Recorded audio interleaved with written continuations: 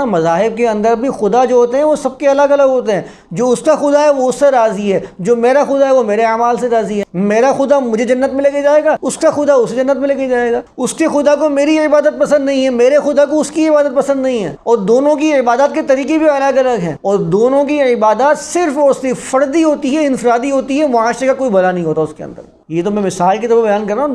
दोनों मज़ाहिब के लोग ये समझ रहे होते हैं कि खुदा मेरी इबादत से राज़ी हो गया। तो मज़ाहिब के अंदर तो खुदाओं की तकसीम कर दी जाती है। वो गोट कह रहा है तो उसका खुदा अल्लाह नहीं होगा, वो भगवान कह रहा है तो अल्लाह उसका खुदा नहीं है, बल्कि उसको पैदा करने वाला तो भगवान है। तू अपने खुदा से मांगना, मेरे खुदा के पास क्यों मांगने के लिए आता है? मस्जिद में क्यों आता है? मंदिर में जा। चर्च में क्यों आता है? गुरुद्वारे के अंदर जा, अपने खुदा से मांगो। तो मज़ाहिब में खुदाओं को तकसीम कर दिया गया है, यानी कि तकसीम दर तकसीम हुए जा रही है इंसानियत। लिसानियत की तकसीम है, मज़ाहिब की तकसीम है, खुदा की तकसीम है, अंबिया की तकसीम है, किताबों की तकसीम है।